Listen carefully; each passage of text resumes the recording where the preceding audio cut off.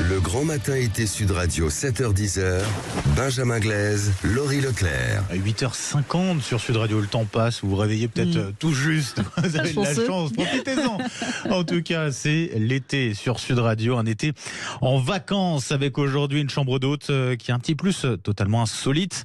Direction Gros-Pierre en Ardèche, commune située dans le sud du département, pas très loin de la frontière avec le Gard. Nous sommes avec le responsable et créateur de la Villa Fonvive. Bonjour Pierre Giganti. Bonjour à vous deux. Bonjour Pierre. Alors on est globalement pour situer entre Alès et Montélimar. Moi, la première chose qui m'a frappée quand j'ai découvert votre gîte, c'est le cadre.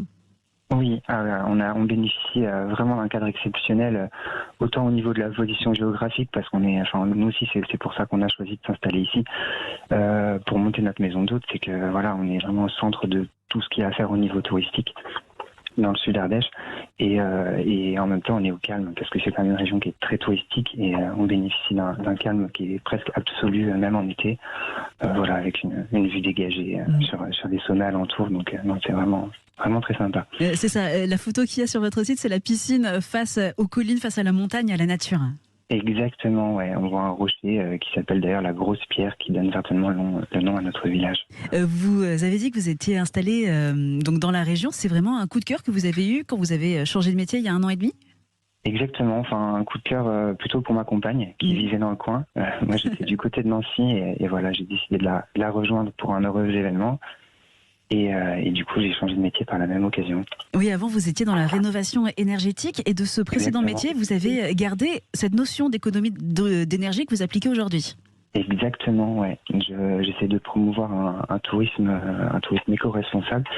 Et d'ailleurs, je risque d'ici la fin de l'année d'être la première et d'ailleurs la seule maison d'hôte à être labellisée Clé Verte dans le département. Félicitations, avec des équipements donc, qui sont avec de l'énergie renouvelable. Comment vous faites ? Alors, pour obtenir ce précieux label, c'est le premier label de tourisme international au monde, on va dire. Il y a une centaine de critères à respecter. Donc, effectivement, il faut être alimenté par des énergies renouvelables. Donc, chez moi, c'est du photovoltaïque. Et après, ça va de la gestion des déchets, la gestion de l'eau. Enfin, c'est très large. C'est très large. Vous avez donc 3 chambres d'hôtes, somme toute classiques, confortables et très cosy. Et aussi une petite surprise un petit peu plus insolite. Ouais, nous mettons à disposition de nos clients une roulotte, une petite, même une grande roulotte, donc pour 4 personnes. Hein. C'est un peu comme un mobil-home à l'intérieur, avec le côté sympa en plus. Il y a une petite cuisine, une salle de bain. Ça plaît beaucoup aux familles pour l'aspect insolite et aussi aux couples pour le côté romantique, pour une petite escapade. C'est très apprécié. Elle est très spacieuse et très très confortable. Hein. Ouais, exactement. Les gens viennent vraiment pour le côté un peu cocooning de la roulotte. Voilà.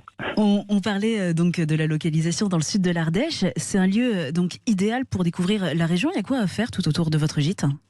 Alors il y a beaucoup de choses, hormis la célèbre grotte Chauvet, et puis qu'on présente plus, le premier chef-d'œuvre de l'humanité selon les Ardéchois. Et puis la descente des gorges de l'Ardèche en canoë.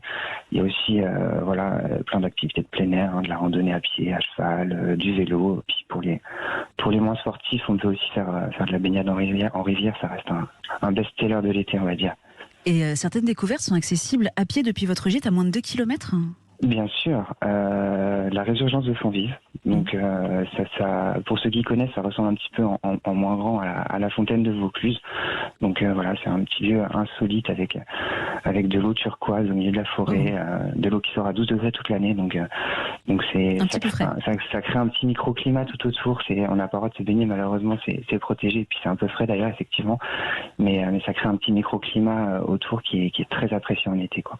Et il y a du monde au rendez-vous. Je crois que la saison démarre plutôt bien pour vous. Hein.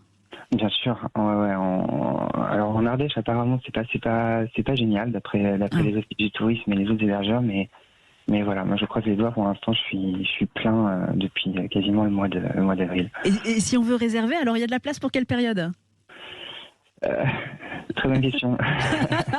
Non, je crois que j'ai pas de Dans 2 ans. J'ai pas de disponibilité avant le 26 août. Voilà. Mais et ça commence à se remplir pour le mois de septembre. Donc, Bah oui, pour l'arrière-saison, c'est aussi très agréable. Hein. Oui, pour les vacances de septembre, c'est parfait. Je conseille d'ailleurs souvent à mes clients qui viennent en été de plutôt venir hors saison, au mois de mai, juin, septembre. Bon, septembre, les journées sont un peu moins longues, mais franchement, la météo est beaucoup plus clémente pour profiter du plein air, quoi.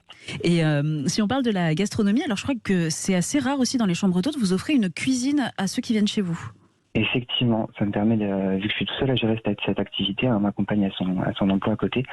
Je n'ai pas la possibilité de faire table d'hôte, c'est beaucoup trop contraignant au niveau horaire, on va dire.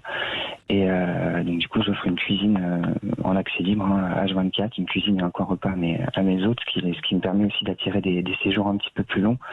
Voilà, comme ça, les gens ne sont pas forcément obligés d'aller au restaurant tous les soirs. Ils peuvent se préparer un pique-nique, une petite salade, voilà. Et vos petits déjeuners sont faits maison, par contre?